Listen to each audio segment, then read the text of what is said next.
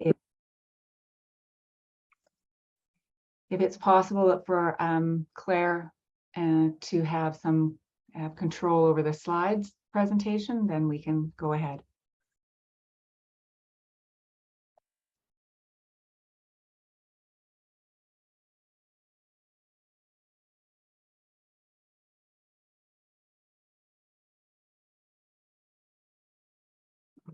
Thanks. We just need to be able to present our slides. So can you make Claire co-host?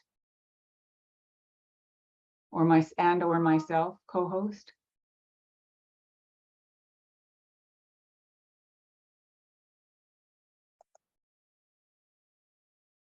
Done. Okay. So Claire, do you want to share your screen or shall I? You share your screens, I think.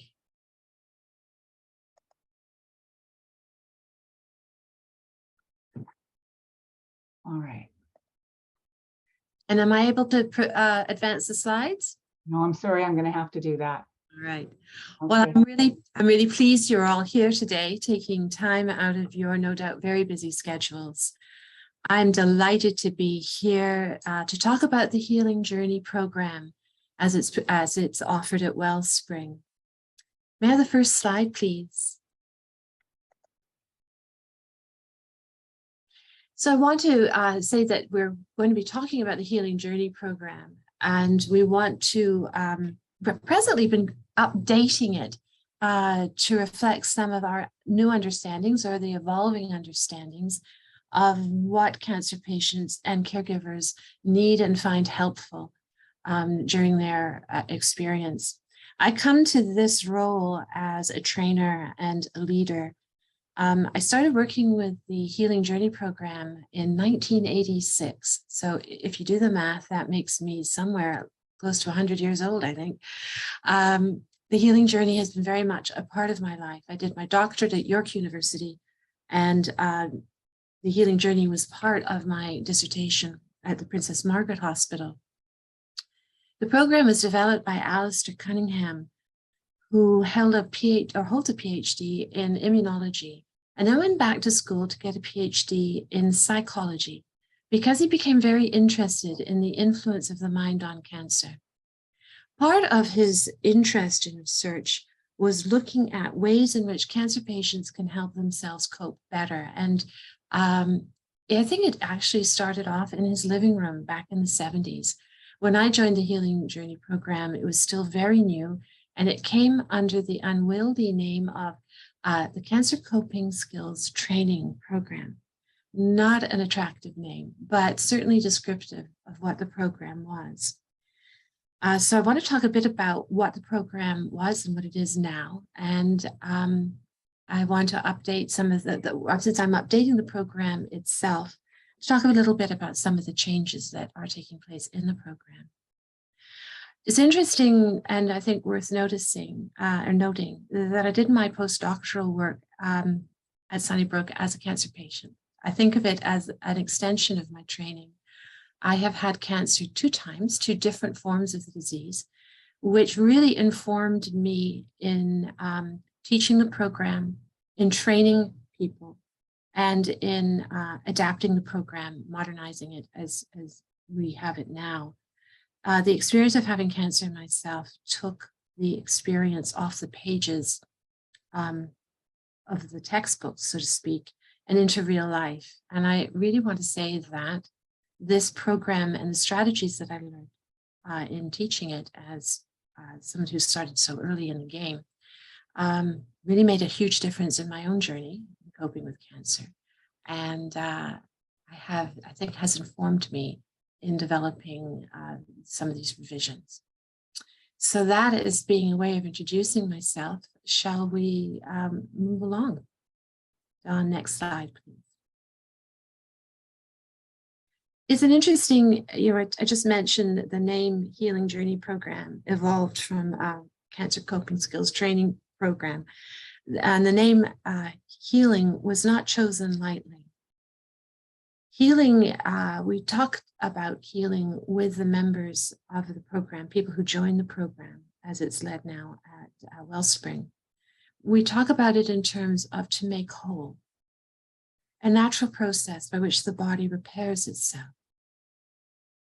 It extends beyond the body, but includes the heart and the mind and the spirit as well. And that's important because cancer doesn't just affect the body. It becomes an experience that influences every aspect of one's life. It's more than the absence of illness. It's learning how to live well, regardless of the circumstance. The term journey, too, I think is well chosen.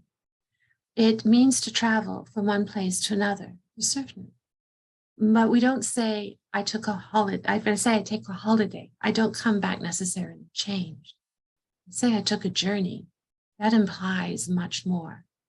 It implies change. It's effortful. It's active. It's about learning. And I think in the context of coping with cancer, it is an adventure of self-discovery, not an easy adventure, but it is about learning about who we are and what matters to us in life. Next slide, please, Dawn. So we can think of the Healing Journey program here as a process of change, a path that we choose that leads us beyond dis-ease towards a state of harmony and balance, a sense of well-being and peace. I can say, as somebody who's coped with cancer, that can feel like a long way away, particularly in the early days of being newly diagnosed. It would seem that a sense of well-being and peace is way, way beyond imaginable. So the Healing Journey is, as a program, a stepwise, progressive program of support and skills training to cope with the challenges of cancer. Next slide. And what that means is we have 5 levels of the healing journey, each one progressive and builds upon the one previous to it. So the skills are advanced through the development of learning the skills and the needs of the people who are taking the program. Level 1 is the introduction. It's the beginning, and it's entitled Coping with Cancer Stress. We meet for 2 hours a week for 4 weeks. The program is now available online and now I believe coming back to being in person after our hiatus through COVID. Both strategies seem to be effective. In fact, the Coping with Cancer Stress online, we're able to reach people across the country. Some of our groups contain people all the way from BC to Halifax, which is pretty exciting. So what do we teach in level 1? The goals are to learn strategies for gaining a sense of control at a time when life feels very out of control. We teach progressive relaxation. Start off with the Jacobson's technique, which is the tensing and the relaxing of muscles, towards a learning how to do that just through breath and visualization. We teach healthy thought management, working with the scary thoughts that emerge when one is coping with cancer. We teach guided imagery almost right from the very beginning when we begin to use imagery of light and breath in order to induce a relaxation response. We also talk about goal setting and do exercises to remind people that they are more than their cancer diagnosis, that there is more to their lives than this.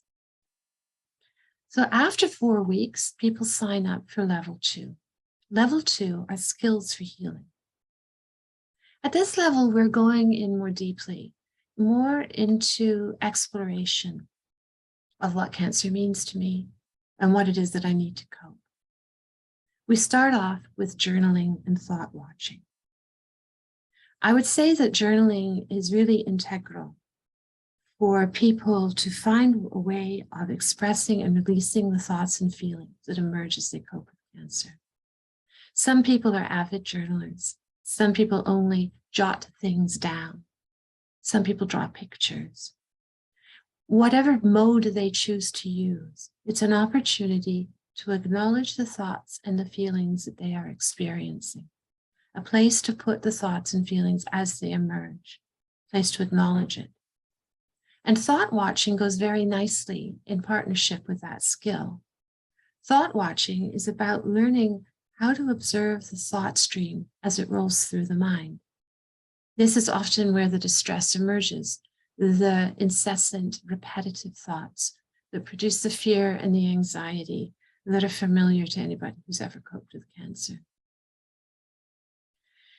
After we begin to develop the journaling and thought watching strategies, we use those skills throughout the rest of the program. It tends to be sort of foundational and fundamental. We move on to teach meditation.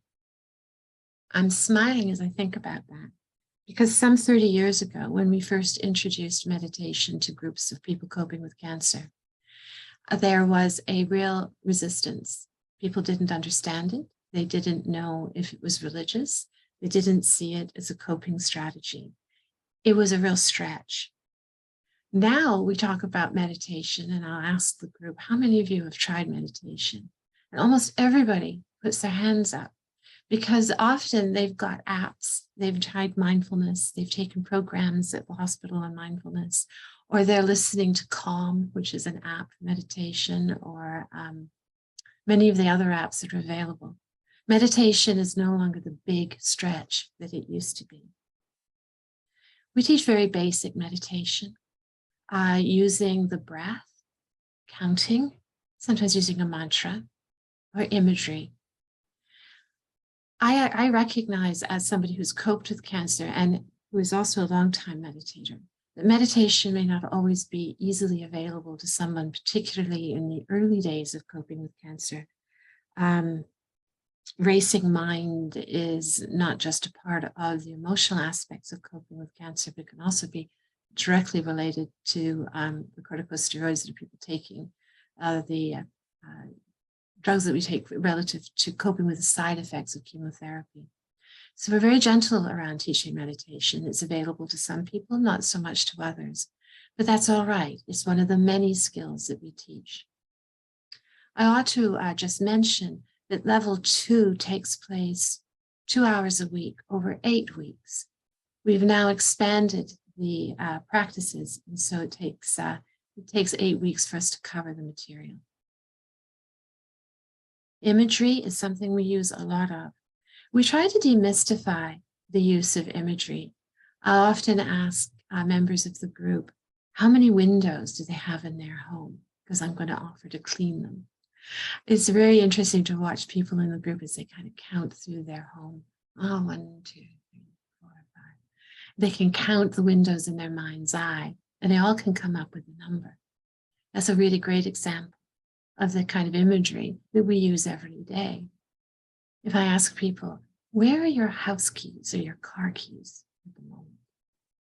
I can watch people creating an image in their mind, and sometimes even sort of moving their hands as they move down at their pockets or their purses to identify.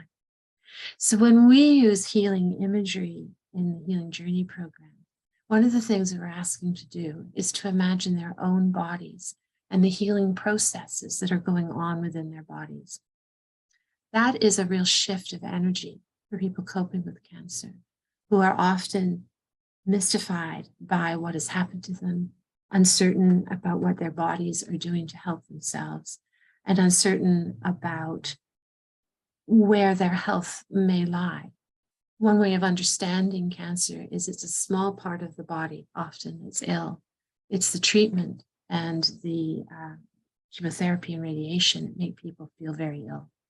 This can be a very interesting discussion for people and quite empowering. So we ask them to imagine their immune systems protecting them, moving through the body. We imagine chemotherapy moving through the body, killing off the fast-growing cells. We imagine radiation, that's what people are using. We try to frame it as an ally, a difficult ally, but part of the many things that they're doing to help themselves. Within that context, we can also talk about nutrition. We can talk about exercise. We can also add to that picture the support of other people around them and Wellspring itself, the things that Wellspring has to offer them, like other programs to support their health. So imagery for healing is actually quite an expansive conversation about the things that they are doing to help themselves cope with cancer. After we talk about imagery for healing, we move on to a really interesting subject, which is the idea of developing an inner healer. An inner healer is an image of an internal source of wisdom, a place that one can go to have a conversation with a deeper part of oneself. Often the inner healer is embodied by a wise person or an animal. Dumbledore, I'm trying to think of some of the more recent, Gandalf from the Ring trilogy, other sort of images of healers that they have known. Sometimes it's a grandparent, sometimes it's just light, sometimes an image doesn't come easily at all, and that's okay too. It's a place where we can go and we can ask questions like, what is it that I need to do to take good care of myself now? What is it that I need to help myself heal? These conversations with an inner healer appeal to some people, not to everybody, but they certainly, it does produce some interesting conversations. Sometimes people will draw their inner healers and bring it to group and show the group the kinds of images that they're producing. So as we move along through the weeks, we are now in week 5, and we begin to talk about things like letting go of resentments. Broader topic of that would be forgiveness. What would it be like to let go of some of the resentments that we carry in life? To save our energy for things that are more important to us, things that really matter, like healing. Maybe I don't have to get so upset when things don't go my way. People find this conversation very interesting. Some people are ready for it. Other people may find it a brand new way of looking at things. We focus more on letting go of resentments in level 3. Imagining a perfect week is another session in which we allow people to imagine that they were given a week with no responsibilities, no doctor's appointments, and complete freedom. What would they do with that time? What would matter to them? And what we find is that things bubble up that can be really helpful. Sometimes people have images of nature, and they can take this information and say, all right, I think that spending more time in nature would be good for me. Being with friends and family, well, maybe that's really important to me. Maybe I can manage to do more of that. We make it a week because we're looking for, somebody called it bookending time, putting a bookend on a period of time that is relatively short, because it kind of pushes the issue. We're not talking about necessarily climbing Kilimanjaro or taking on the bucket list. What we're trying to do is identify the things that really matter in life, what gives us pleasure, and what's available to us now to dip into more deeply, to foster feelings of peace and calm. We also introduce a discussion on spirituality, and we compare and contrast that to religion. Not that religion isn't part of spirituality. For many people, they go hand in hand. But for some people, it doesn't. Religion is not something that they're comfortable with. And in fact, I would say that many people, not many people, but some people feel quite separate from their religion of origin, not a comfortable fit for them to return to as they're coping with cancer. But spirituality is something that is available for everyone. And we talk about what spirituality might feel like. This is usually quite a lovely discussion, and people pull up ideas like peaceful, calm, relaxed, connected. We talk about the things that give them those feelings, and that list is often really quite remarkable. Nature is often very big on that list. Spending time with people they care about, but also some fun things like making music, singing, creating, cooking, not everyone's cup of tea. But the list, we do this on a flip chart, and the list is often broad and wide and quite wonderful. And I think people leave quite inspired because we're trying to connect these activities with feelings of meaningfulness, calmness, and peace.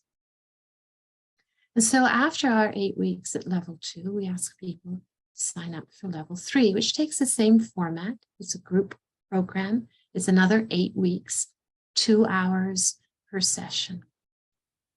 And so here we go. This is the content.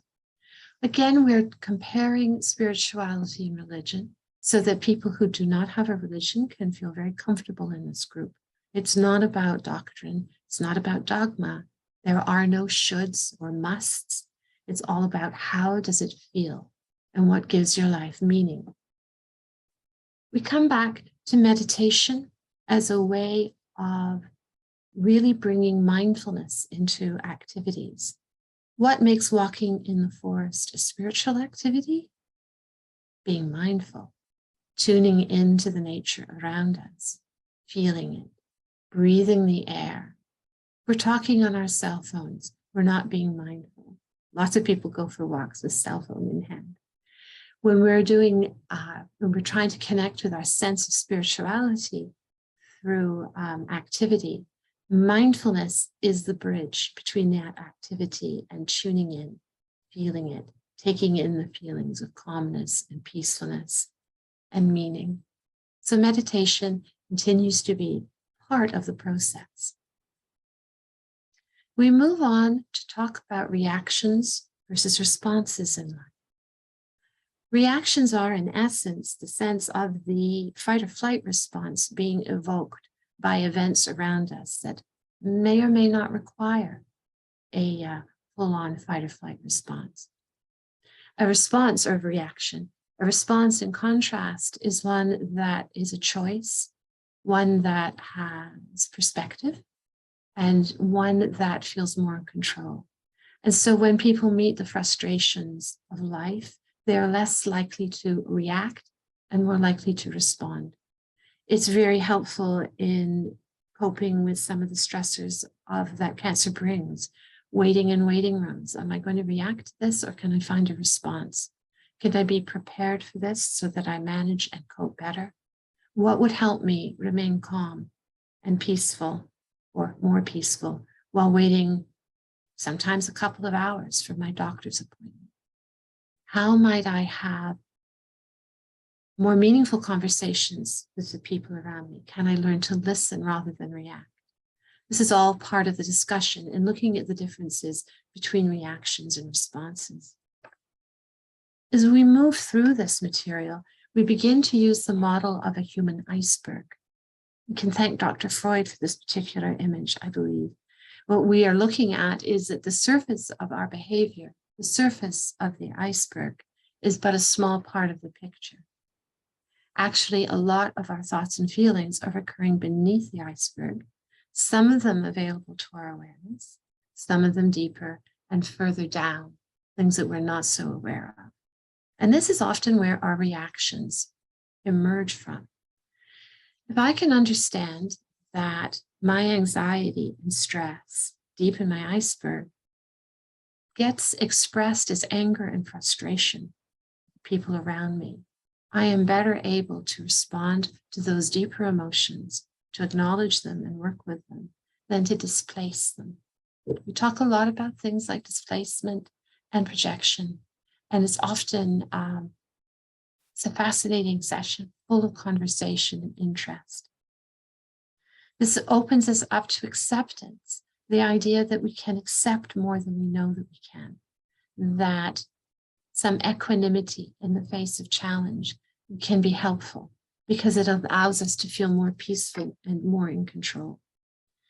Acceptance doesn't mean giving up. It doesn't mean rolling over. It means accepting the things that I must accept and doing what I can to help myself do that. For example, going back to that doctor's office, I may have to accept that I need to sit there for 2 hours in order to see my doctor. But I can also do things about that and fill that 2 hours with things that I know calm me. Journaling, meditating, listening to a story through my earphones, drawing pictures, knitting, doing embroidery, whatever. This is what acceptance leads us to, an ability to be present with what is and helping ourselves manage that. The next one is connection with others versus specialness. This is kind of an interesting idea. The idea being that we are all important and needed. None of us is really special. I suppose an example would be that when we're in the hospital, many, many, many people make our healing possible. It's not just the surgeon, it's the nurses and the surgical assistants. It's the anesthetist. It's the person who prepares the room. It's even the staff that clean the hospital, that make it possible for us to have the treatments that we need.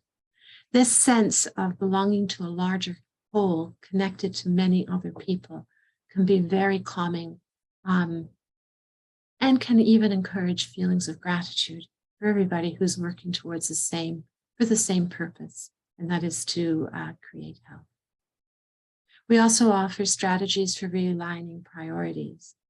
I like to think of this as knowing what I know now, living with cancer or having had cancer. How is it that I choose to live my life? What really matters to me now? It's a very big question and produces a lot of great conversation.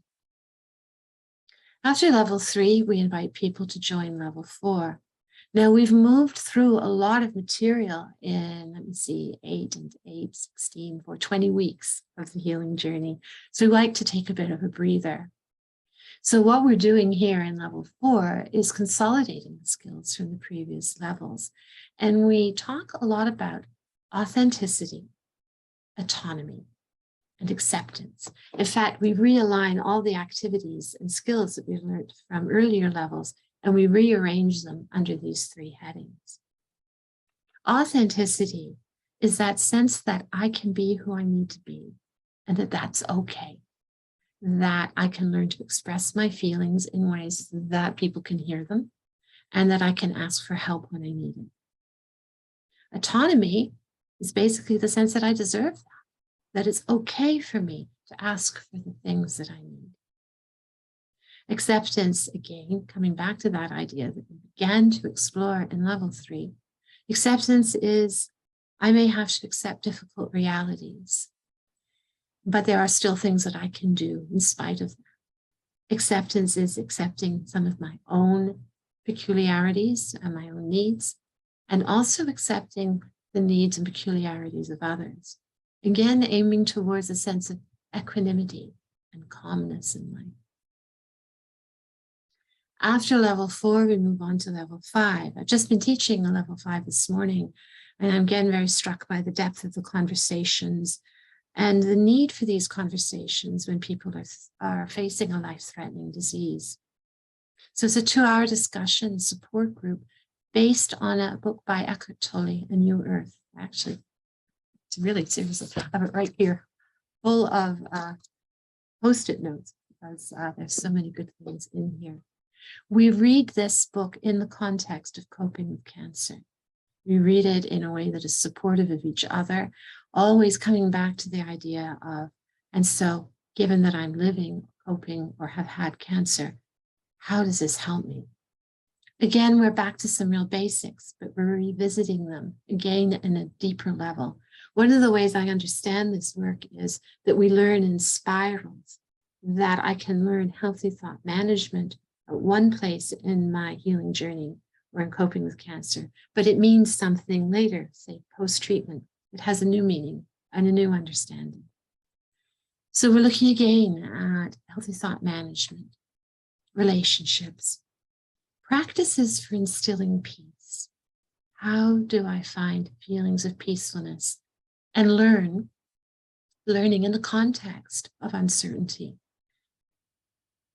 Cancer patients and their caregivers have a new relationship with life, and uncertainty takes up a larger piece of it. We were laughing today in group saying that, human beings, they know they're going to die. They just don't really believe it. Cancer patients are probably a little closer to believing it. And we get the opportunity to really talk about that. And the meaning of life. And that's that sense of knowing what I know now. How is it that I choose to live my life? John, let's move on to the next slide. So here are some of the real basic challenges that people meet in coping with cancer. And I'm dividing them up here between the body, the mind, social, and the existential or spiritual. And so at the body level, insomnia, tension, changes in appetite, pain.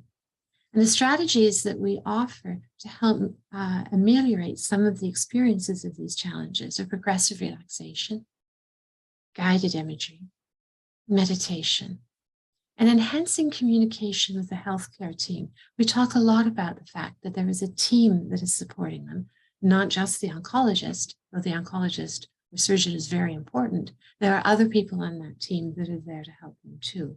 And we talk about, how do we ask for help? Where do we go for support? And the mutual support that happens in the group is when people are sharing their experiences and what's helped them. There's a real feeling of comradeship and mutual learning. Next slide, please. At the emotional level, I mean, this is where most of our work often takes place, doesn't it? Anxiety, panic, depression, confusion, anger, all of that adding up to a sense of feeling way out of control. We talk a lot about the emotional roller coaster, that there are highs and there are lows, and that there are moments where people feel like they're coping okay, and other moments when they're feeling like they're not coping at all. We also talk about how the caregiver is on an equal kind of up and down, a roller coaster, but that roller coaster is sometimes out of sync with the patient. So what do we bring to this discussion? Healthy thought management, relaxation. I think journaling is of particular importance here at the emotional level, because it gives us a chance to really acknowledge the thoughts and the feelings that are occurring for people. It gives them a place to acknowledge it, see it, and get some space from it.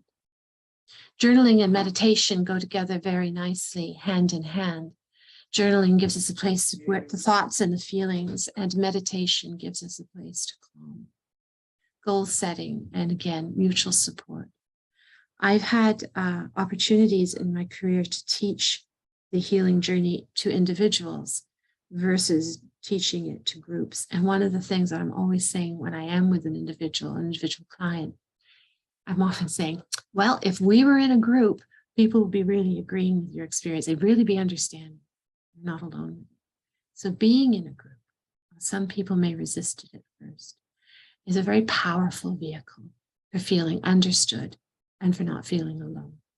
Particularly, by the way, for caregivers, who are often the last on the list. They don't even put themselves on their own list. For caregivers to have an opportunity to be with other people can be very helpful. Next slide, please. Oh, you've done it already. Right, social. Here we are. Thanks, Dawn. Social, what are those challenges? Oh my gosh. Communication challenges, like how do I even begin to express how I'm feeling? How do I talk to that doctor? How do I tell my children that I'm coping with cancer? Isolation is, well, my gosh, we're just coming out of COVID. That's the theory. We are more familiar now with isolation than ever before. But often for people coping with cancer, the isolation is quite different. There's a feeling of being utterly alone with the experience. Other people can look in and say, I'm with you, but the patient themselves is the one who's going through it. Also, for many adults, it may be the first time that they are off work for a long period of time. That's particularly true during the recuperation period, when people feel like they should be going back to work and yet perhaps not quite ready. Irritability, impatience, disconnection, feeling alone, they're all kind of the words that we recognize. Back to this group, we've got that mutual support going and support for caregivers. Learning to let go of resentments has been really helpful in managing social relationships. One of the things we talk a lot about are the marathoners and the sprinters in life. Some friends are sprinters. They're there when the cancer diagnosis happens, and they're there during active treatment, but they kind of disappear in the long haul. And one thing that all cancer patients can say is cancer is a long haul endeavor. And so in terms of, we want to be able to identify who the marathoners are in our lives, who is able to be there in the long term. One of the things about Wellspring is there, it's a marathoner, it's there for the long term. Again, letting go of resentments, feeling less alone, and the normalizing of experiences. I can watch people in a group, their faces light up when they realize that they're not alone having these experiences by themselves, that other people can go, oh man, I know exactly what that is. It's exciting to see that, and it's very healing. I'm hoping you're able to hear me well enough. There's some noises going on outside the house, so I'm trusting that that you're catching me. Dawn, is my audio okay? Thumbs up, lovely, good. I think it's hard to talk about cancer without talking about spirituality. Cancer raises issues of what's the meaning of my life? How do I understand suffering? Why me? Well, many of us don't ostensibly ask that question. It's sometimes underlying some of the thoughts and feelings. There can be feelings of guilt, feelings of shame. I was very surprised, actually, as a patient, to discover the feelings of shame that can be attached to coping with cancer. It's profound. I felt it with my first round of cancer, and then when I was diagnosed with a second form of cancer unrelated to the first, I thought, wow, man, I must be really doing something wrong in my life to have it twice. Shame is a big part of it too. And so we want to be able to talk about those feelings, have a safe place to do that with other people who nod their heads and say, yeah, I get it. So the why me and that sense of connection and disconnection, what helps me understand the meaning of my life? We talk a lot about this in the healing journey. The strategies, meditation can be a part of that, and exploration of spirituality in the context of a non-religious environment. Thanks, Dawn. Next slide. What do we know about the healing journey in terms of its effects? The healing journey was developed within the Ontario Cancer Institute of the Princess Margaret Hospital, and the mandate was research. Our job was to research this. So there were at least 2 decades in which we were researching the effects of the various levels of the healing journey program on the mood and quality of life in patients. And so we see broad improvements in mood and quality of life in patients who are over 50, in patients who are under 50, in patients who are dealing with primary illness, and patients who are dealing with metastatic illness. We see similar improvements in the mood of caregivers. I hope you're still able to hear me. Increase in self-efficacy, and that would be people feeling more capable of asking for what they need and getting what they need from their caregivers and from their healthcare team. Various formats of the program are equally effective. This is important because at one point we were offering the program on a weekend basis. Didn't like it as much personally as a facilitator. I felt that we were moving too quickly through material, but we did compare different routes. And the psychospiritual intervention, that would be level 3, showed broad range quality of life improvements. Next slide, please. We brought the healing journey program to Wellspring after SARS. Do you remember SARS? That was the pandemic before the pandemic, right? We brought it over in 2003 because we recognized that we were not able to meet all the needs of the people who were looking for the program. And it allowed us to expand our base. We trained a lot more leaders, and we had a total of 675 members who took the program over 2 years. One of my memories, and I don't know whether Dawn remembers this, is we kind of was a deluge of healing journey people coming to Wellspring. We used to run it in the auditorium at the Princess Margaret Hospital, sometimes with upwards of 75 to 100 people within the room. That was how great the demand was. And when we moved the program to Wellspring, we brought a lot of people with us. And I remember one of the issues, we kept flooding the toilets. It was a very old building. Fortunately, all the new Wellsprings are well endowed with washrooms. So we had a a completion rate of over 80%, which is really terrific. And so we're going to go back. Here we are. There we go. One more slide, Dawn. There we are. One more slide. There we go. No, forward. The other direction. There. There, one more. Right. Bingo. Got it. We had some really remarkable results from this. 97% reported a reduced physical tension, 75% less physical discomfort, 95% reported improvement in dealing with negative thoughts, 93% felt more in control, 94% had increased feelings of calmness, 94% felt that they had developed skills with coping with cancer, and 95% felt this had a positive influence on daily life. I presented these results in a couple of places, and in one place where I presented it, somebody put their hand up and said, "I don't believe your results. They're too good." Those were the results, I promise you. Next page, please. So one of our other jobs at the Healing Journey program, when we were part of Princess Margaret Hospital, was to study the effects of this kind of intervention on the survival of people coping with cancer. So we did several studies. One of which was my dissertation, and that was the randomized clinical trial of metastatic breast cancer patients. We published this in 1998. We saw no survival advantage for people randomized into the intervention.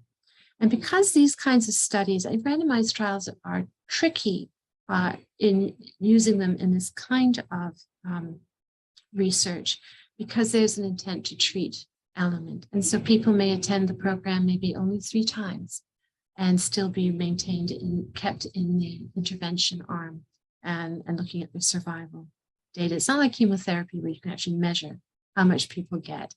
It's much less certain. We did a much smaller trial of advanced cancer patients, and we did see a survival effect in a longitudinal prospective design. This is where we had estimates from a panel of oncologists estimating how long people might survive with the particular indicators, clinical indicators of each individual subject. We watched them over time. They all took a year of intervention. And what we found was that people who invested more time and effort and engaged more survived 3 times longer than those who just came for the support. Quality of life was controlled for. They were all well enough to participate equally. But it's a small trial. It's an interesting trial, but we recognize that it's got limitations. Next slide, please. So what do we want to know about the healing journey? The quality of life improvements are broad and widely applicable, so that 95% of people who take it at Wellspring report that they feel better. It helps both patients and caregivers. And I think that that is a particularly important takeaway. Caregivers are often left hanging without support because they don't have time, they don't have permission almost to get the care that they need. When patients and caregivers take the healing journey together, it's particularly powerful. Because they can support each other in the process of taking care of themselves. It may perhaps, in some cases, prolong life. We're not certain about that. That's just a possibility. It's not something we hang our hats on particularly. But I think that many people are interested in that, and the research people can look at the research. The program itself can be an entry point into all kinds of self-help and support programs at Wellspring. Next slide, please. And so what we find is that people taking the Healing Journey program are more likely to entertain different other forms of support. So we may find them in yoga, art therapy, support groups, meditation, return to work, brain fog, nutrition, relaxation, guided imagery, exercise, peer support. That whole cornucopia of support that Wellspring has to offer. Because the healing journey kind of samples pieces of all of that, there is a lot, it opens up possibilities for people to access self-support that they may not have otherwise considered. Next slide, please. So here is a sense of, we started, I guess, I was looking at the dates. In 1995, I think we did some piloting at Wellspring, and that's why the number is, or the date is 1995, not 2003. So we've had a lot of people attend the program. I was really struck by this, 1,100 people. That's a lot of people. 11,000 people, beg your pardon, just doing the math. And 42,000 individual visits. It's a popular program, it's available. And I feel very confident about the revisions that we've made that are being offered now, that are being integrated into the program. Next slide, please. Many more people are taking the program. We've upgraded it. As I say, things like meditation aren't exotic anymore. Imagery is something people are much more comfortable with. People are much more willing to talk about cancer. It's not the, it's become something that we're open to talking about, not so much 30 years ago. So Wellspring at Westerkirk House, Birmingham, Gilligan, and Wellspring Niagara, those are all Wellspring centers that are open and offering the program. We are absolutely delighted to say that now Wellspring is offering programs at St. Michael's Hospital and other locations, including hospitals that see a lot of cancer patients. The healing journey is being rolled out within that hospital environment for patients of these hospitals to receive the help that they need. This is a really exciting development. Next slide, please. So just before Dawn goes on to talk about a Westerkirk House upgrade, one of the things that I would like to add is one of the periods of time that there are many stressful moments in coping with cancer. That period between the diagnosis and receiving the treatment plan is really, really difficult. This is a time when coping strategies really help. Think another period of time when patients are really at need, and that is the period of time after treatment when they're beginning to fly on their own. That's when the anxieties that have often been quelled by being in active treatment begin to come back again. And that really reflects my own experience as a cancer patient as well. Referring people to the Healing Journey program gives them an opportunity not just to access the healing journey, but to access all the programs that Wellspring has to offer. So I do invite you to learn more about it, and I appreciate you considering this to be a possibility for the people that you work with, both patients and caregivers. Thank you very much. So I don't think we have a lot of time left. I know people have to head back to work in the next few minutes. So I'm really going to quickly just let you know about some things that are happening. So we are offering a number of programs in person at the center, including our peer support and coaching. That's for both, the coaching is for patients, the peer support is for patients and caregivers. Cancer exercise for patients, Chi Life, relaxation are for both. Workshops in art and music, Nourish, Reiki, Healing Touch, and Therapeutic Touch are all available as well for both. We have a number of programs on the web, ranging from the peer support again and our coaching, and we have specialized peer supports available because we have partnerships with national organizations such as Myeloma, Bladder Cancer, Ovarian Cancer, and Pancreatic Cancer Canada. We also offer family counseling for families with children under the age of 18. Emotional support, a number of groups online ranging from breast cancer, living with chronic cancer, caregivers, gay men and partners, ovarian cancer, just a number of programs. And we also offer bereavement for families and family members and spouses who have passed. Skills and strategies workshops we offer in a number of formats, as you can see here, where people can learn some new skills and coping strategies. We offer our cancer exercise, cancer-related fatigue program online, also breathing wellness, Chi Life, yoga, and cancer exercise is offered in the center as well as online. And we have a number of resources on our website for Chi Life and yoga as well.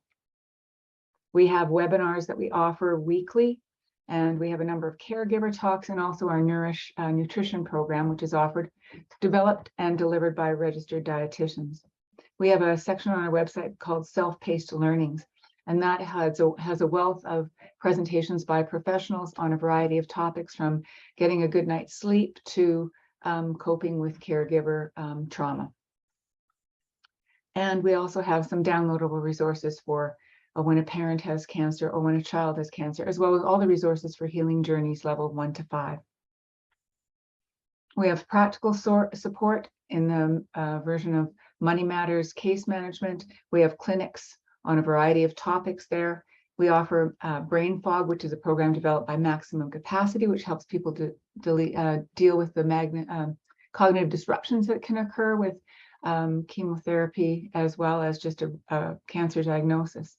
We have Returning to Work, which helps people prepare to return, as well as programs for when they are already back at work, so that they can continue to feel connected. We have some quick reference navigation tools that you can access on our website. And that's everything for us. I'm going to stop the sharing now. If people have questions, I think we can take a few, I think.